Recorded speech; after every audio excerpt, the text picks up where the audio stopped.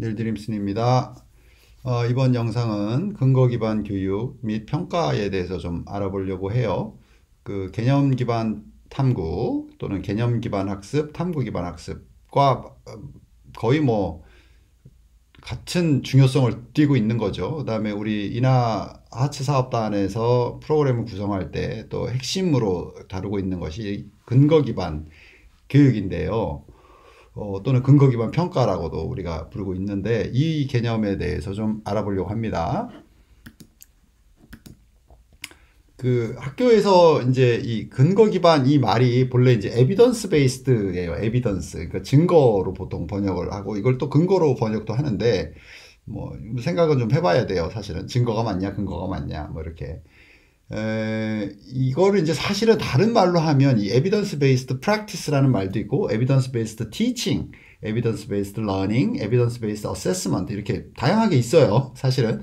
근데 여기서 이제 말하는 공통적으로 evidence based는 사실 연구 기반을 말해요. 연구 기반. research based예요. research based. 이것이 이제 기본적인 패러다임으로 있는 거예요. 그러니까 기존의 교육이 교육 내용과 교육 방식이 이제 정해져 있어서 그거를 그냥 이렇게 우리가 숙달되면 그냥 이제 학교 현장에서 이제 그 교수 활동을 하는 거잖아요. 근데 그게 아니고 현대사회가 급변하고 다변한다. 그러니까 디지털 교육 혁신에서 자세히 좀 다뤘죠. 이 현대사회가 급변하고 다변한다라고 하기 때문에 그 다음에 학생들의 니즈도 다양해지고 그 다양성에 대해서 우리가 좀 대처하지 못했었는데 그 테크놀로지의 발달과 그 테크놀로지가 교육으로 들어옴으로써 그 다양한 니즈에 대해서 이제 반응할 수 있는 이제 수업이 가능해졌다라는 거거든요. 그렇다고 하면 현장에 있는 이제 우리 교사들이 이러한 상황에서는 이런 내용에 대해서 이런 학생들에 대해서 이런 식으로 교육하는 게 효과적이다라는 방식으로 들어가야 돼요. 그렇다고 하면 이제 기존에 있는 연구를 가져다가 적용해 보는 것도 있지만 내가 스스로 이 교육 자체가 연구인 거예요. 연구. 그걸 우리가 practice based라고 해서 practice based research, 실행 연구 또는 액션 리서치, 그래서 실행 연구라고 부르는 거고, 그래서 연구 기반을 기본으로 갖고 있는 겁니다. 그래서 또는 이제 근거 기반이라고 이제 부르기도 하고요. 그래서 이거는 이제 새로운 교수 전략이나 방향을 말하는 거다. 또는 프로그램이나 접근 방식을 말하고 있는 겁니다. 그래서 이렇게 다양하게 evidence based practice, evidence based teaching, learning, assessment 이렇게 이런 용어들이 사용되고 있는 것입니다. 그래서 evidence는 이제 증거인데 이걸 보시면 증거는 항상 무언가의 근거예요. 우리가 근거 기반 평가, 근거 기반 학습 이렇게 얘기할 때 여기서 근거라고 해버리면 영어로는 basis가 돼요. basis, evidence가 아니고. 근데 명확하게 evidence based더라고요. 그러니까 증거가 항상 무언가의 근거, 적어도 주장이지만 무언가의 근거가 항상 증거가 되지는 않아요. 그러니까 우리가 교육 활동을 통해서 증명된 뭐 데이터로 증명이 되거나 우리의 경험으로 증명된 것, 그래서 증거가 사실은 엄밀하게 말하면 근거보다는 좀 더 정확한 표현이에요. 그런데 이제 우리가 한국에서는 근거 기반 학습으로 번역해서 쓰고 있기 때문에 그거에 익숙해서 이제 근거 기반 학습이라고 하는데 거기서 근거는 증거를 수집하고 증거를 분석 및 해석하는 행위, 교육 환경에서. 그래서 이거는 연구 기반을 말하는 것이다. 이 개념을 좀 갖고 계시면 좋을 것 같아요. 그래서 evidence based practice를 먼저 좀 알아보면 그 호주 교육연구기구에서 이제 이 근거가 주장, 가설 또는 주장을 뒷받침하는 모든 유형의 정보라고 설명하고 있습니다. 이 evidence의 범주를 주장이나 가설이나 주장을 뒷받침하는 유형의 정보 이렇게 세 가지로 정의를 하고 있고요. 교육에서 아동 또는 학생 평가에서 얻은 우리의 통찰력도 있고요. 우리가 그다음에 교실에 대한 관찰도 있고요. 또는 뭐 이런 책들을 읽으면 좋아요. 그래서 도서 목록도 이제 추천 도서 목록. 그다음에 또 우리가 실질적으로 실행 연구를 통해서 확인하게 된 어떤 교수 학습 모델의 어떤 효율성, 효과성 이런 것들에 대한 결과 이 포함하는 것들을 해서 다양한 증거들이 있다, 근거들이 있다 이렇게 이해하시면 되고요. 그래서 특히 이제 두 가지 유형으로 이 근거 또는 증거를 나누는데요. 첫 번째는 엄격한 방법을 사용해서 교육 관행에 대한 통찰력을 여기서 이제 관행이라기보다는 이제 실행이 되겠죠.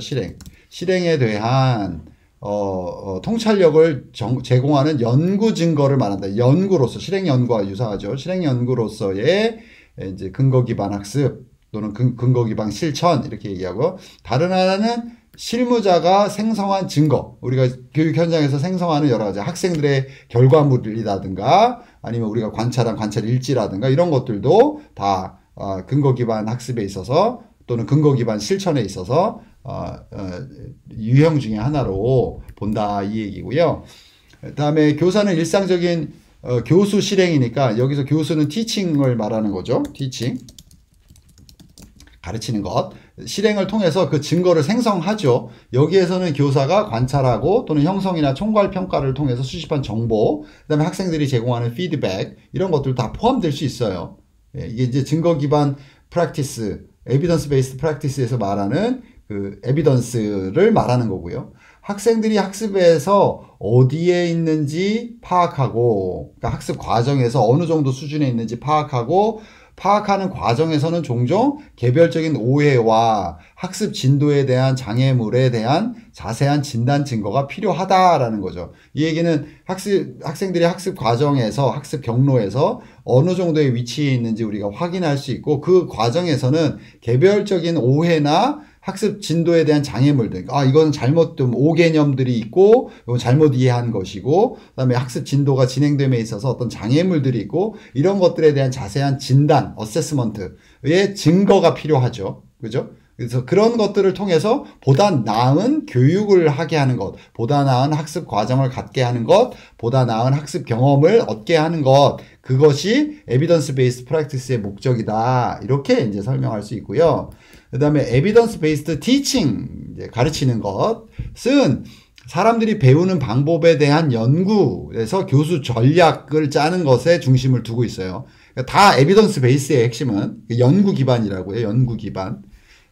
사실 연구 기반이라고 번역하는 게 더 맞는 것 같은데, 여하튼 그래서 연구에 따라서 교육 전략을 통합하는 걸 말하는 겁니다. 그래서 다양한 교육학에 대한 경험적 연구는 어떤 전략이 학습 성과를 긍정적으로 증가시킬 가능성이 가장 높은지 밝히는 데 도움을 주는 거죠. 그러니까 어떤 학습 전략, 교수 전략을 썼을 때 학생들이 가장 효율적인, 효과적인 학습이 가능하냐라는 것을 연구하는 거예요. 그죠? 우리는 교육을 통해서 하는 거죠. 실행 연구를 통해서 하는 거죠. 요즘은 이제 참고로 그 액션 리서치뿐만 아니라 디자인 베이스드 리서치를 굉장히 또 많이 합니다. 디자인 베이스드 리서치. 액션과 디자인 베이스드가 좀 달라요. 그러니까 뭐 아주 간단하게 그냥 참고로 알려드리면, 액션 베이스드 리서치는 우리가 수업에서 발견한 문제점들을 해결하기 위한 대안을 세우고 수업을 진행하면서 여러 가지 이제 수정을 하는 거예요. 그러면서 학생들의 변화를 살피고, 그럼으로써 그 해결책의 효율성을 따져보는 실행 연구라고 하죠. 그런 실행 연구가 있고요. 디자인 베이스드 러닝은 보다 그 학습 모델에 대한 설계를 통해서 이 학습 모델이 이 수업에서 얼마나 효과적으로 적용되고 활용되는가, 그럼으로써 이 학습 모델의 어떤 그런 효율성을 증명하는 데 있어요. 그러니까 이론화 시키는 것까지 포함하는 거거든요. 그다음에 그러니까 기존에 있는 이론을 가져다가 수정하고 그 이론을 수업을 통해서 그 이론의 정당성을 확보해 나가는 것까지 이르르면 요거는 이제 디자인 베이스 리서치라고 해요. 그래서 디자인 베이스 리서치가 조금 더 포괄적인 개념이고, 액션 리서치는 약간 좀 협소까지는 아니고 좀 축소된 그런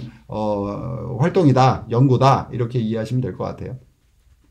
그래서 이렇게 입증된 방법의 확산이나 구현에 중점을 둠으로써 학생 중심 학습 환경이 더 많이 만들어지는 거죠. 더 많이 이제 확산되는 거죠. 그래서 이런 에비던스 베이스드 티칭을 할 때에 여기 보시면 이제 4가지의 것들을 우리가 보통 고려를 해요. 특히 이제 학습 성과, 결과가 아니고 아웃컴은 성과라고 했어요. 결과가 아니라 리졸트가 결과고요. 학습 성과를 이제 세팅을 해야 되죠. 선정을 해야 되고요. 그 다음에 거기에 맞춰서 능동 학습이 일어나게 우리가 수업을 설계하고, 그 다음에 협업 학습이 일어나게 하고요. 그 다음에 그 학습 결과에 대한 학생들의 평가, 수업에 대한 평가를 말하는 거죠, 이거는. 그러니까 그러니까 교수 전략이 이제 효율적이었냐, 교수 전략을 통해서 선생님이 제시한 그 교육 방법이 효과적이었느냐, 이런 것들에 대한 또 수업의 내용이나 수업의 구성이 체계적이면서도 나의 어떤 역량을 길러주는 방향으로 이제 설계되어 있었느냐, 이런 질문들을 포함하는 게 이제 학생 평가, student evaluation에 해당이 됩니다. 이런 네 가지 요소로 되어 있는데요. 상세하게 이제 설명이 여기에 있습니다. 그래서 setting learning outcomes, 학습 성과 선정한다. 이 얘기는 학습 성과는 학생들이 그 과정을 수강하거나 그러니까 그 수업을 듣거나 프로그램을 듣는다는 표현도 사실은 너무 한국화되어 있는 거죠. 수업에 참여하는 게 사실은 맞아요. 수강도 사실은 수동적인 표현이잖아요. 강의를 듣는다라고 해당이 되니까, 강의를 받는 거니까, 그죠? 그래서 참여한다라고 말하는 게 사실은 맞아요. 그래야 학생 중심의 교육이 되는 거니까, 그죠? 뭐 어쨌거나 어떤 과목이나 과정에 참여하고 프로그램이 완료한 결과물을 알아야 되죠. 역방향 설계에서 이거는 뭐 충분히 설명을 드렸고요. 그죠? 그 다음에 할 수 있어야 하는 것, 가치 있게 여겨야 할 것들에 대해서 명확히 밝히고 측정 가능하도록 하죠. 그걸 역방향 과정 설계 또는 역방향 설계, backward design이라고 부릅니다. 알고 계시죠? 그 다음에 active learning, 능동학습이에요.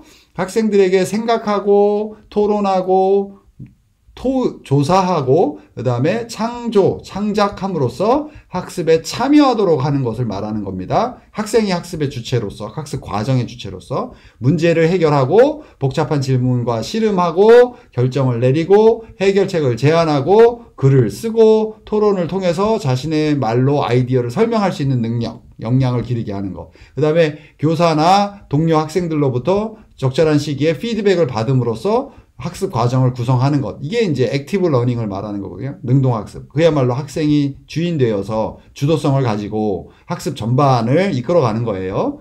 그 다음에 협업학습이 이제 에비던스 베이스드 티칭에 있어서 핵심 요소인데요. 협업학습. 협력학습이 아니고 협업학습이에요. 협력학습은 cooperative learning, 협업학습은 collaborative learning이에요. 우리가 교육에서 하는 거는 cooperative보다는 collaborate가 더 맞아요. cooperative는 그 개개인이 갖고 있는 전문성에 집중해요. 그래서 개인의 차이에 대해서 집중하지 않아요. 그러니까 교육 효과에 집중하지 않는다 이렇게 보시는 거고요. collaborative learning은 협업이에요. 그래서 너와 내가 다르기 때문에 좀 더 많이 하는 사람도 있고 서로 간에 도와주는 것들에 대해서 더 중요하게 여겨요. 그래서 collaboration이 더 교육적인 개념에 가깝습니다. 콜래보레이티브 러닝, 협업학습이에요. 참여와 기여에 대한 기본 규칙이 수립되어야 돼요. 그렇기 때문에 그죠? 어떻게 소통할지, 문제가 생기면 어떻게 결정할지 이런 것까지 다 포함하고 팀워크를 기르는 것이 목적이에요. 궁극적인 목적은 그죠? 과제를 마침으로써 점수를 받는 게 또 이제 포함이 되지만 그것보다 더 교육적인 목적은 참여와 기여에 대한 기본 규칙을 통해서 팀워크를 기르고 나와 다른 사람들과 서로 협력을 하고 협업을 통해서 그러니까 협업 능력을 기르는 것이 이 콜래보레이티브 러닝의 교육적 가치입니다. 그룹 작업의 각 단계를 계획해야 돼요. 그렇기 때문에. 그죠? 그 다음에 학생들에게 그룹 또는 동료 토론이 어떻게 운영되고 학생들이 어떻게 평가될지 주의 깊게 설명하는 것이 필요하고요. 팀 빌딩, 팀워크를 빌딩하는 거예요. 그런 연습을 사용하거나 자기 반성, 성찰, 기술들 이런 것들을 소개하는 거예요. 자기 반성은 어떤 절차를 거쳐야 된다. 그죠? 성찰한다. 소개를 통해서 학생들이 성공하는 데 필요한 기술, 능력을 개발하게 하는 것이 이 콜래보레이티브 러닝의 목적입니다. 그래서 서면 계약서 사용을 고려해 볼 수 있어요. 또는 그룹 계약서라고 저는 부르는데 그런 사용들을 고려해 볼 수가 있고요. 그 다음에 그룹 구성원이 자신과 다른 사람들의 기여를 평가할 수 있는 자기평가와 동료평가를 같이 반영해서 협업학습을 구성해야 됩니다. 그래서 이런 계약서라든가 자기평가라든가 동료평가를 포함하지 않으면 이제 여기서 계약서에는 이제 뭐 문제가 생기면 어떤 절차를 거쳐서 결정할 건지 소통을 어떻게 할 건지 우리가 그룹워크를 할 때 갖게 되는 어떤 잠재적인 문제점들은 무엇이고 그건 어떤 방법을 통해서 해결할 것인지 이런 것들을 논의하는 거예요. 서면 계약서는. 그래서 이 서면 계약서하고 자기평가 및 동료평가가 같이 있어야 비로소 그거를 협업학습이라고 불러요. 만약에 이게 없으면 협업학습이라고 보기 좀 어려워요. 그냥 그룹으로 묶어 놓은 거죠. 이해되시죠? 그 다음에 이제 학생평가, student evaluation이 있죠. 그래서 학습자가 교육기관이 제공하는, 이제 학교나 뭐 기관에서 제공하는 이제 그 수업에 대한, 질적인 평가, 그 다음에 이제 교수자에 대한 평가, 이것들을 포함하는 거죠. 그래서 교실에서의 경험만을 평가하든 학습 경험의 모든 측면을 평가하든 상관은 없어요. 이 얘기는 뭐냐면, 학교나 뭐 교육청이나 교육부에서 제공하는 그런 어떤 평가가 없다 하더라도 내가 하는 수업에서 이 평가들을 만들어서 좀 활용해 볼 수 있어요. 그래서 학생들로부터 교육 내용이나 교수 전략, 어떤 자기들의 참여했던 어떤 자기 자신에 대한 성찰, 이런 것들을 반영해서 의견을 들음으로써 학생들부터 얻은 피드백을 가지고 더 나은 수업을 설계할 수 있는 거죠. 예. 제 경험을 하나 말씀드리면 아주 짧게, 제가 전에 있었던 학교에서는, 요번 학기에 수업을 하기 전에 그 전에 있었던 그 전 학기나 그 전년에 있었던 그 동일한 수업에 대해서 학생평가 결과에 따른 그 부족한 부분이나 개선해야 될 부분에 대한 전략이 있어야 되고요. 그것을 첫 학기 첫 시간에 학생들에게 공개해야 돼요. 그래서 이번 학기에는 지난 학기에 이러이러한 피드백이 있었고, 그래서 이러이러한 식으로 해서 수업을 운영할 것이다. 이런 것들이 이제 공개했어야만 했었거든요. 그런 케이스는 한국에는 없다고 해요. 예, 뭐 참고로 알아두시면 좋을 것 같고요.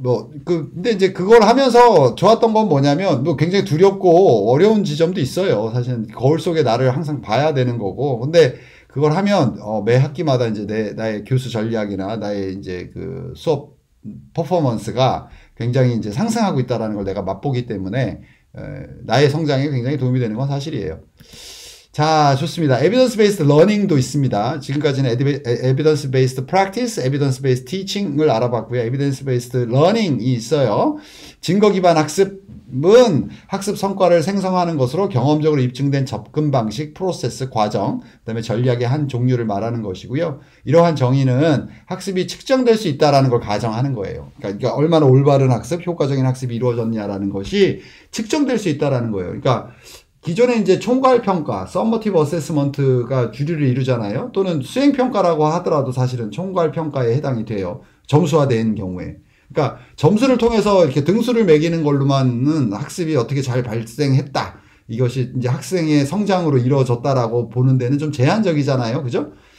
근데 그 외에 다른 것들도 모두 이제 학습이 발생했다라는 증거로서 볼 수 있어요. 우리의 단순한 관찰을 통해서도 그렇고, 학생들이 얼마나 적극적으로 토론을 할 수 있느냐, 어느 정도 수준의 질문들을 생성하느냐, 그 다음에 이제 서로 간의 팀워크가 어떻게 성장했느냐, 뭐 이런 것들까지 다 평가가 가능해요. 그 평가가 불가능하다라고 보는 것 자체가 사실은 우리가 총괄평가나 정량적 평가에 너무 익숙해서 그런 거지, 정성적 평가가 이게 평가가 아니다라든가 그게 주관적이다라든가 그렇지 않아요. 정성적 평가가 더 훨씬 더 과학적입니다. 예. 이거는 뭐 이제 우리가 기회가 된다면 이제 논의해 봐야 될 것이긴 하지만, 제가 지금 말하는 거는 다른 여러 연구에서 이미 밝혀진 내용들을 말하는 거예요. 그러니까 우리의 경험과 배치되는 내용이기 때문에 우리가 좀 거부 반응이 있는 건데 그렇지 않습니다. 학생은 학습자이고요. 강사, 교사, 교육자는 학생의 학습을 촉진하는 전문가이죠. 그 다음에 학습 성과는 학습의 산물입니다. 그럼 이게 다 측정할 수 있는 대상인 거잖아요. 그죠? 학습자로서의 역량, 그 다음에 전문가들의 어떤 교수 방법, 그 다음에 그 산출물에 대한 평가 다 가능하죠. 증거 기반 학습이라고 하면, 그죠? evidence based learning이라고 하는 거는, 또는 근거 기반 학습이요. 참여하라는 이제 강사 또는 교사가 뭐 종단 연구를 한다, 뭐 메타 분석을 한다, 무작위 대조 시험을 통해서 통계적으로 검증하는 방법들 다 가능해요. 그죠? 그래서 뭐 정량적이냐 정성적이냐라고 이분법적으로 나눌 필요가 없어요. 궁극적인 목적은 이 평가가 학습이 발생했다는 증거를 제시하느냐가 핵심인 거예요. 근데 사실 많은 경우에 통계적인 거는 이제 그런 시험을 통한 점수화 되기 때문에 그거는 학생들이 학습을 발생했다는 증거의 아주 일부라는 거예요. 전체가 아니고. 근데 대부분의 이제 학습의 효과 발생은 우리가 학생들의 어떤 태도의 변화라든가 가치관의 변화를 통해서 더 많이 확실한 증거로서 우리가 알 수 있거든요. 그래서 정성적인 측면들이 훨씬 강하게 있어요. 그리고 많은 이제 그 교육학 연구에 있어서 어떤 일종의 주류라고 말할 수 있는 것들은 정성적인 접근이 훨씬 더 많아요. 사실은 이 정량적인 것보다. 그죠? 예. 이 부분을 좀 유의하세요. 이제 한국에서는 보니까 이게 틀릴 수도 있어요. 근데 이제 그런 어떤 그런 정량적인 접근을 방법론으로 좀 주류화되어 있는 거 아닌가 이런 것들을 좀 제가 뭐 개인적으로 좀 이런 선입견일 수도 있는데 그런 걸 좀 확인한 것 같아요. 자, 여하튼 증거 기반 학습은 교육과 연구 간의 격차를 메우고 학생들에게 고품질의 교육을 받을 수 있도록 보장한다. 뭐 당연한 거죠. 양질의 교육을 제공하기 위해서 우리가 practice based learning, practice based teaching, practice based practice 뭐 이런 것들을 하는 거거든요. 그죠? 그래서 이게 연구 기반이다. 본래 의미가. 이거를 이제 알고 계시면 될 것 같아요. 그 다음에 이제 마지막으로 evidence based assessment에서 이제 이거는 assessment는 진단으로 이제 하는 게 그러니까 피드백을 주고받으려고 하는 거예요. 이거는 assessment, evaluation이 아니에요. 근데 이제 평가로서 많이 번역을 한다고 했죠. 증거 기반 평가는 또 증거 기반 진단은 이렇게 할 수 있죠. 학생들의 정신적 스키마, 그러니까 우리가 멘탈리티, 멘탈리티 정신이죠. 우리의 정신. 그것이 구조화되어 있는 거잖아요. 그러니까 그러니까 지식이 어떻게 구성되어 있고, 그렇기 때문에 지식이 이렇게 구성되어 있기 때문에 학습이 이렇게 일어나는 거잖아요. 그것이 이제 정신적 스키마에 해당이 되는 거고, 이거를 계략적으로 나타내는 걸 말하는 거예요. 그러니까 연구를 안 할 수가 없어요. 그죠? 그래서 학습 데이터하고 학습자 데이터가 있는 거죠. 학습이라고 하는 학습이 발생했다는 것을 증명하는 여러 가지 이제 데이터가 있고요. 그 다음에 개별 학생들이 갖고 있는 어떤 성향이라든가 어떤 성취라든가 이런 거에 대한 또 데이터가 있는 거죠. 그래서 학습 데이터와 학습자 데이터가 있는 거죠. 그래서 학습자는 시나리오와 같은 응용학습 활동에서 관찰한 내용을 해당 관찰 내용을 설명하는 관련 지식과 통합하여 그 역량을 입증할 수 있는 거죠. 그래서 좋은 교육의 기준이 학생들이 얼마나 성장했느냐 이렇게 말하는 게 그 역량의 변화를 말하는 거고 그 역량의 변화가 바로 입증이 되는 거죠. 교수자가 동일한 학습 활동을 진행하고 평가를 작성할 때에 교수자와 학습자는 서로가 생각하는 내용과 해당 생각에 대한 증거를 확인할 수 있는 거죠. 이것이 좋은 교육이다. 이것이 성취 기준이다. 라고 했을 때 평가 기준과 성취 기준이 일관되어야 하고, 그죠? 그것 속에서 학습자와 학습이 발생하는 거고, 학습자의 변화 또는 역량, 증가 또는 향상 뭐 이런 것들이 있는 거고, 그것이 증거인 거고, 그 증거를 이제 확인하는 거죠. 그래서 에비던스 베이스 어세스먼트가 가능하게 되는 거고요. 평가는 또는 어세스먼트 진단은 수업 자료에 대한 이해를 입증하고 알고 있다는 증거를 제공하는 거죠. 학습이 발생하고 있다라고 우리가 확신할 수 있는 거고, 토론을 위해서 수업에 가져오거나 수업 전에 학습관리 시스템에 제출하는 방식.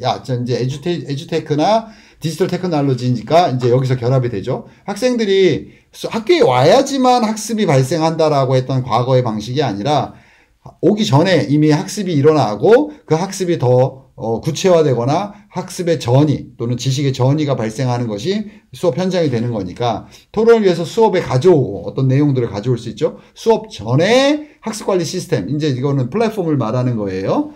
구글 클래스룸 같은 거를 학습관리 시스템 또는 러닝 매니지먼트 시스템이라고 부르는데 그걸 말하는 거고요. 그래서 뭐 우리가 어떤 플랫폼을 쓰든 뭐 패들릿을 쓰든 뭐 유튜브를 하든 뭐 아니면 뭐 인스타그램도 당연히 쓸 수 있고요. 뭐 다양한 이메일도 되고요. 그 안에 이제 뭐 학생들이 스스로 이제 확인한 내용들이나 공부한 것들을 우리가 제출 받았고 그거를 이제 준비 증거, 이게 수업에 주체적으로 참여할 수 있는 준비가 되었다라고 우리가 진단할 수가 있는 거죠. 그래서 동료 평가 플랫폼 같은 것들도 활용할 수가 있겠죠. 서로 간의 소통이나 평가를 통해서 그 수업의 준비 그리고 수업 진행 과정에서의 어떤 참여의 정도, 수업 이후에 그 공부한 내용들을 또 현실에 적용해보는 어떤 그런 과정들, 이 전반적으로 다 관리가 가능하다 이 얘기죠. 그것이 디지털 테크놀로지가 교육의 대혁신을 일으키는 하나의 기폭제가 될 수 있었던 이유인 거예요. 여기 그 다음에 나와 있는 작은 글씨로 쓰여 있는 건 예시예요, 예시. 그러면 학습자가 예를 들면 어떤 학습 활동을 할 때, 여기 응용이라고 써 있는데, 확장된 학습 활동을 할 때 어떤 그런, 어떤 이런 그 XML이 있는 태그가 되어 있는 어떤 워드 프로세싱, MS 워드 문서를 여기서 이제 아래 한글을 받았다 이렇게 생각하면 아래 한글 문서를 받았고요. 그 문서를 이제 열어보고 내용을 이제 클립보드에 복사를 하는 거죠. 그러니까 카피하는 거예요. 그 다음에 그걸 이제 복사하는데 어디에 복사하냐면 학습관리 시스템 플랫폼에 복사를 해가지고 이제 그 내용을 가지고 서로 간에 소통하게 하면서 대화 상자에 집어넣고 그 다음에 그걸 가지고 자기들이 뭔가 주어진 어떤 과제들을 수행하는 거죠. 그 안에는 내용에 대해서 정답을 찾아가는 과정도 있을 거고 다른 친구들하고 소통하거나 피드백을 주고받는 것도 있을 거고 뭐 이런 것들이 이제 일어나고요. 그러면 이제 자신의 지식과 이해를 활용을 하면서 이제 그야말로 학습이 발생하는 거죠. 그러면서 이러한 관찰에 대해서 설명하는 평가서를 작성하게 하는 것까지. 그리고 이 평가서를 수업 준비의 증거로서 나 준비됐다. 수업 전에 제출하게 한다던가 수업에서 그것을 활용해서 뭔가 서로 간에 소통하게 하고 토론하거나 토의하게 하는 이런 수업 설계가 가능하지 않습니까? 그죠? 이거를 에비던스 베이스드 어세스먼트라고 하는 거예요. 그래서 그 학습자가 학습의 주체로 서게 하기 위해서 다양한 테크놀로지나 디지털 테크놀로지나 기자재를 활용해서 수업에 있어서 충분히 준비하고 자기들의 어떤 그런 의견들을 생성하고 그걸 가지고 수업에 또 참여하고 또는 수업 내에서 그런 것들이 가능하고 수업 이후에도 가능하겠죠. 이런 걸 에비던스 베이스드 어세스먼트라고 합니다. 그러니까 기존에 우리가 일정한 분량의 교과서 내용을 숙지하고 나서 그것의 이해 정도를 또는 암기 정도를 평가하는 형성평가와는 완전히 상반되는 어떤 그런 거라고 볼 수가 있죠. 그러니까 학습자가 학습의 주체로서 얼마만큼 학습 내용에 깊이 있게 관여하고 스스로의 이해를 만들어내는 그야말로 자기주도성을 가진 학습을 이루게 하느냐 그 과정을 설계하는 것 그리고 그것에 필요한 증거들을 수집할 것을 목적으로 설계하는 것을 에비던스 베이스드 어세스먼트 평가 기반 학습이다 이렇게 아니죠. 증거 기반 또는 근거 기반 평가다. 이렇게 이제 부른다라는 거죠. 그죠?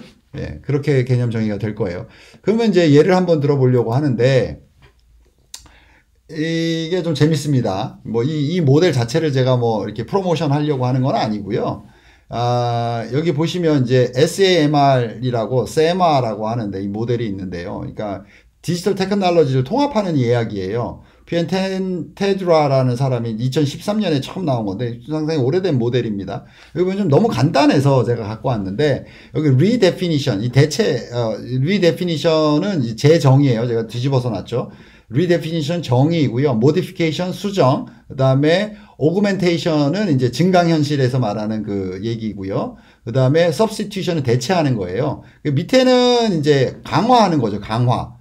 수업에 있어서 수업의 기능을 좀 더 수업이 좀 더 원활하게 이루어지기 위해서 다양한 디지털 기기나 뭐 소프트웨어를 활용하는 걸 얘기하는 거고요. 위로 올라가면은 이제 새로운 형식의 이제 수업이 되는 건데 그야말로 학생들이 주도적으로 수업을 해나가는 건데 기존에 있는 방식의 문제점은 밑에서 위로 올라가려고 하니까 문제였던 거예요. 위에서 밑으로 내려와야 되는데 그죠? 수업 설계하면서 위에서 밑으로 내려오게 해야 돼요. 그래서 기억하니까 암기하니까 기억할 수 있고, 다시요.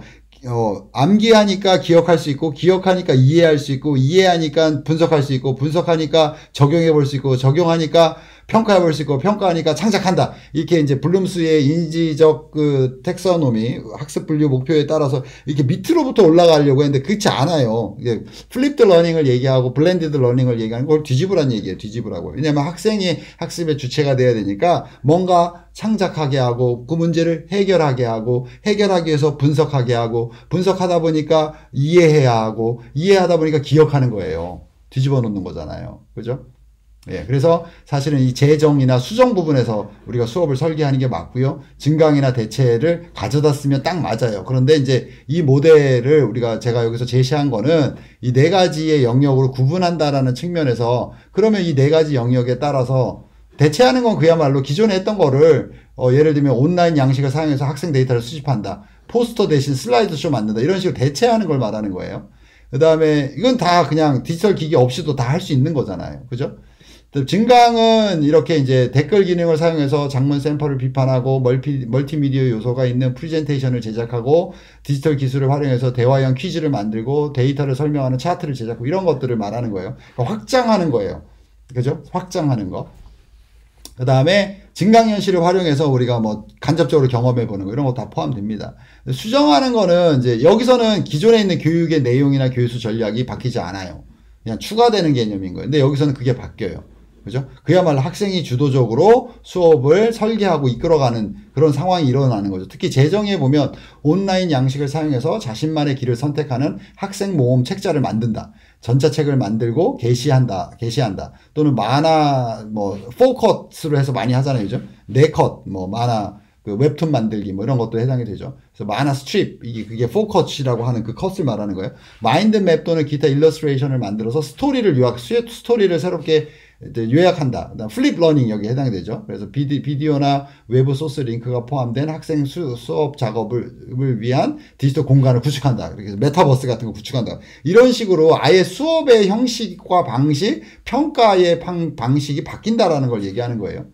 우리가 말하는 디지털 교육 혁신이 바로 그걸 얘기하는 거거든요. 그죠? AIDT를 활용한다라고 하는 것도 그러한 새로운 형태의 교육 환경을 만들려고 하는 데에 목적이 있고, 그 교육 환경을 만드는 이유는 학생이 올곧이 학습의 주체자로서 주도할 수 있는 그런 수업을 하려고 하는 거예요. 그야말로 구성주의의 가치가 100% 실현되는 그런 교육 환경을 구축하는 걸 목표로 한다라는 거예요. 그죠? 예, 이해가 되셨죠? 어쨌거나 SMR이 이렇게 네 가지를 구분한다라는 것 때문에 단순화시켰기 때문에 제가 이제 가져온 건데, 다른 모델들도 많아요. 디지털 테크놀로지 통합하는 모델들이 굉장히 많습니다. 근데 이제 굉장히 단순해서 제가 이제 예시로 가져왔는데, 자, 그러면 증거 기반 평가, 이게 주제잖아요. 또 evidence based assessment, 이게 이제 이 영상의 주제인데, 적용하면 이렇게 된다는 거예요. 우리의 지식이의 과정기능 가치 태도, 그 2022 개정교육과의 내용 체계의 세 가지 차원에 나누어서 이거 볼 수 있잖아요. 그죠? 그러면 우리가 앞으로 디지털 통합이라든가 또는 뭐 융합이라든가 이런 교육을 할 때 어떤 식으로 우리가 에비던스 베이스드 어세스먼트가 가능하냐라고 했을 때 이런 식으로 가능하다라는 거예요. 그래서 단순하게 이제 반복하고 퀴즈를 풀고 이런 식으로 해서 대체라든가 뭐 어떤 유튜브의 영상을 보고 난 다음에 뭐 또는 사진을 찍어가지고 뭔가 측정을 한다든가 관찰을 한다든가 뭐 과제를 제출한다든가 뭐 이런 식은 그냥 대체에 해당이 돼요. 이거는 기존의 교수 전략이나 학습 전략을 전혀 바꾸지 않아요. 그죠? 근데 리데피니션으로 넘어오시면 재정의 해버리면 이제 교육을 재정의해야 한다. 교육 과정, 교수 전략, 학습 전략 이런 다 바꾼다 이 얘기예요. 평가도. 그다음에 상호 교육 교보제 제작이 가능하겠죠. 그래서 상대방이 서로 이해할 수 있는, 친구들끼리 서로 이해할 수 있도록 그 친구들을 위한 교과서를 만드는 거죠. 기존의 교과서가 어렵잖아요. 그죠?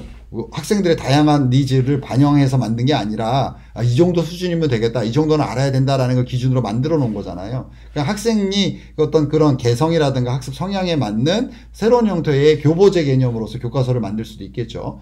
과정 기능을 놓고 보면 소통과 문제 해결의 주체로서의 댓글 쓰기 참여라든가 뭐 역할을 바꾸어서 댓글을 쓴다든가 위키피디아에 들어가서 어떤 우리가 선택한 개념과 용어를 생성해낸다든가, 그러면서 이제 우리도 모르는 익명의 사람으로부터 그런 변화를 관찰한다든가 이런 식으로 해서 내가 정말 그 지식의 내용들을 생성해내는 이런 게 가능하겠죠. 그 다음에 가치 태도 측면에서 놓고 보면은, 우리가 지금 직면하고 있는 뭐 딥페이크라든가, 그 다음에 학폭 문제라든가, 뭐 사이버 불링, 사이버 따돌림, 뭐 이런 것들의 문제들이 있는데, 학폭이 없는 교실 메타버스를 생성함으로써, 주인의식을 생성하게 되고, 그러면 우리가 어떤 식으로 학교 생활을 해야 되는가, 교실에서 어떻게 친구들을 대해야 되는가, 그런 거에 대한 어떤 기준들을 스스로 만들 수도 있고, 그죠?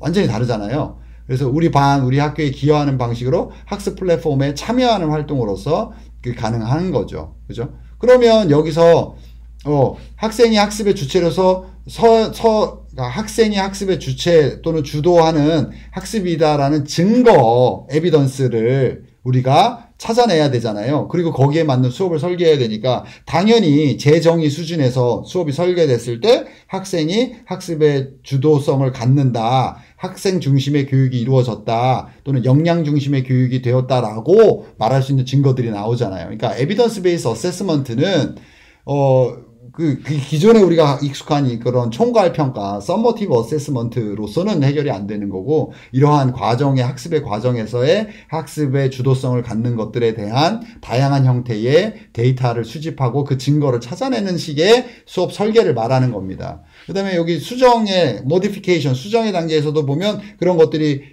꽤 보이잖아요. 뭐, 예를 들면 가치 태도에서는 스스로가 이제 루브릭, 그 평가를 설계하고 동료 평가를 표도 설계해보고 스스로 거기 평가에 참여하거나 이런 것도 되고 데이터를 분류하고 추론하고 해석하는 작업을 통해서 어떤 식으로 가공해서 우리가 대상으로 삼는 사람들에게 예를 들면 예를 들면 미세먼지의 데이터들을 이해하는 식의 기존의 교육이었다면 그 복잡한 어떤 그런 용어들, 어떤 전문적인 용어들이나 데이터들이 있지 않습니까? 그거를, 뭐 지역 시민사회가 이해할 수 있는 또는 어린이들도 이해할 수 있는 새로운 형태로 가공할 수 있지 않습니까? 그 과정 기능에 해당이 되는 거고요. 그 다음에 지식 이해에서도 어떤 우리가 어려운 과학적 개념들에 대해서 애니메이션화 시킨 슬로메이션이라고 하는데, 그러니까 5초당 5개의 정지 이미지로서 구현해내는 거예요. 그래서 뭐 찰흙을 가지고 만들어 본다든가 종이로 한다든가 그걸 계속 움직이는 걸 사진을 찍어서 추상적인 개념을 구체화시키는 작업을 통해서 내가 아주 개념적으로 깊이 있게 접근할 수 있는 방식으로 한다든가 그래서 이렇게 한다면 학생들이 다 자기 주도적인 학습자 중심의 교육, 역량 중심의 교육이 되니까 이거는 증거 기반, 그러니까 에비던스 베이스 어세스먼트에 해당이 되는 거죠. 이해되시죠? 에비던스 베이스 어세스먼트의 개념이. 그죠? 근데 반면에 대체나 증강은, 학생이 이제 여기서도 이제 에비던스가 나오긴 하지만 학생이 이제 학습의 주체로서 섰다라든가 학생 주도의 교육이다. 역량 중심이다 교육이라기보다는 좀 부족하죠. 거기에 비해서는. 그래서 기존에 있는 정보나 지식에 대해서 습득하는 중심으로 되어 있지 않습니까? 그러니까 디지털 테크놀로지를 뭐 AI 코스웨어를 어떻게 활용할까라고 했을 때 당연히 이 근거 기반, 그러니까 에비던스 베이스 어세스먼트에 근거하면 이런 식으로 수정이나 재정이 수준에서 구성되는 거. 다시 얘기하면 그 하이터치 하이테크로 했을 때 하이테크가 그 인지 분류에서 하단에 있지 않습니까? 저차적인 그 지식에 해당되지 않습니까? 기억하고 이해하기. 그죠? 근데 그 위로 올라가면 하이 터치가 되잖아요. 그래서 고차원적인 거, 특히 이제 평가하고 창작하고 적용하고 이런 내용들이요. 그죠? 근데 그게 사실은 보면 테크놀로지가 기억하고 이해하는 저차원적인 거면 적용되는 게 아니고 고차원에서도 활용되잖아요. 지금 이거 보시면 수정하고 재정의해서 그러면. 그죠? 이거는 이제 사실 더 깊이 가기는 좀 그렇지만 하여튼 그런 것들이 있는데 여기서 핵심은 이제 우리가 이해하려고 하는 거는 evidence based assessment. 그러니까 증거 기반 평가 또는 증거 기반 진단이라고 하는 것은 그 기존에 있는 그런 그 저차원적인 지식에 대한 평가의 방식으로는 그러니까 총괄 평가로는 되지 않는 거고 고차원적인 그 인지 능력들을 활용하고 거기서 학생이 학습의 주체 또는 학습자 주도성을 실현하는 방식으로 구성이 되었을 때 그때서야 비로소 우리가 에비던스 베이스드 어세스먼트가 라는 개념 또는 방법을 우리가 적용할 수 있는 것이다. 이렇게 정리를 하겠습니다. 네, 고맙습니다. 우리가 에비던스 베이스드 어세스먼트에 대해서 좀 알아봤습니다. 질문은 다른 영상에서 말씀드렸듯이 댓글이나 이메일을 통해서 주시면 되겠습니다. 고맙습니다.